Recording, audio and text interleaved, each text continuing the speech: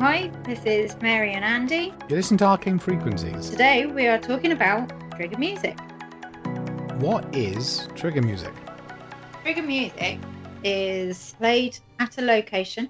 It will do exactly what it says on the tin. It will trigger some kind of emotion or response for you, and it is music from any era to play. Yeah, so kind of like you hear a song that you like and you get interested in it, you bring a little energy to it. Like if you walked into a place and there was some great music playing, you'd kind of rush to the dance floor. Absolutely. I mean, everybody has a favourite song or a favourite genre of music, and it always promotes an emotional response, doesn't it? If it works with the living, then why not with the paranormal world as well? Yeah, absolutely. I think we've seen methods played ourselves and with other groups. Definitely promotes a emotional response. Yeah. So the trigger music experiments we've done, introducing the concept that we're going to be playing music as a way of interacting with whoever's there. So we'd be able to engage them with some sort of familiar environment, even if the building is completely empty and has been empty for 100 years. If you play the sort of music that they might have heard at the time, then that gives a little bit more familiarity to it, and then that hopefully then kind of draws them to you, so you can then communicate in some other way. Yeah, and I think we've seen that in a few places actually. We've seen military is a great example. We've used that in locations where we've played military music in places that were formerly military Mostly locations. Yes. Mostly forts. And it's brought the energy to the location, or it's attracted them, or it's got their attention. And in some good ways and some bad ways. We've had responses where we've asked the question and we've actually caught an EVP where we've asked them if they liked the music and they said no. So, that's a really sort of interesting way of getting responses. And also we've had times that we've actually gained some information about who we're communicating with just by the sorts of music they were playing. A good example in the forts is where we played military marches and worked through different regiments which could have been at the fort and got responses when we hit certain types of regiments. So one fort where every artillery march we played, we were getting responses, and then nothing for any other sorts of regiment. Yeah, I agree. And that's a really good way of gaining knowledge about a certain person, because then afterwards you can do some research on those different types of regiments. And I have actually done a little bit of research on Fort Pembroke, and there was a regiment that came up, and I did see that they were located at the fort. So that's really interesting. Yeah, I think that's why we were trying the artillery ones, because there's usually an artillery regiment at forts because of all the cannon that tends to be there. But I think I remember rightly that there was an unlikely regiment as well. Yeah, I think it was Lancaster. Yeah.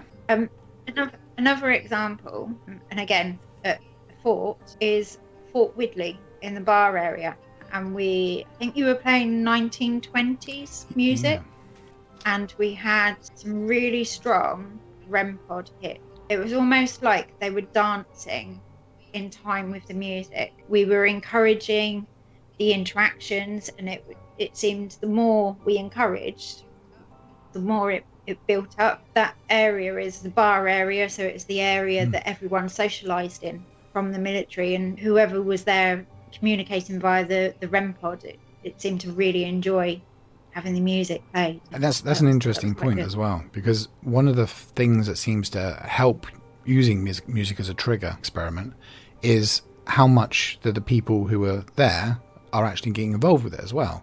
If you're playing some music and everyone's just standing still and just waiting to see what happened, we don't tend to get much in the way of results from that. But if people are kind of walking into it, whistling along, tapping their feet, doing terrible jig dances, then we've seen some really strong responses. And like you said, kind of quite often in time with the music. I don't know, maybe 4 or 5 times separately, we've had equipment going off at the same beat as the music, whether it be a march or actually more civilian type of music. But that interaction that you put into it and that energy that you bring to it, I think that helps get that response as well. Yeah, absolutely. It definitely raises the energy, whether it's the spirits that is interacting or whether it's you and the rest of the group that is interacting with it. To have those two pieces of equipment going off on just one occasion, but let alone having two pieces of equipment interacting in time with the music, is very rare. But it definitely raises the energy, and it's important that I think sort of everybody gets involved with it. It's like having a little party. Getting that involvement as well, I think that's kind of is important to introduce the experiment you're doing it in a certain way that means that you're expecting someone to perform for you, more that you're there to share time with them. You're playing a bit of music, you're having a little bit of fun with them potentially, and I think that's a bit more inviting than if you're basically just expecting something from them because you're doing something. Yes, I would agree. It definitely makes everyone feel involved, and yeah, it's not a performance, it's everybody's getting involved, and like you say, it's more of an inviting request rather than can you do something for me, because nobody wants to do that in life. It's like a shared activity, you know, you're having a party. Yeah, depending on where they are, and you know, because nobody knows, we don't know how often they get a chance to listen to music, and everybody likes a good song, so it might be something that is rare for them and very enjoyable and for them especially as well something that maybe, you know, is very familiar to them and they've not heard for a long time, like hearing Kate Bush on the radio while you're at work is kind of a little weird, but you know, it's familiar and nostalgic, and it makes you remember that particular time in your life, and that kind of then gets you a little bit more more open, I think, as well. Something familiar kind of brings that openness. Yeah, well, I think sort of playing music, I mean, there's well-known studies that for people with dementia, that playing music instigates memories. So if you transfer that into the afterlife, I still think that energy holds those memories.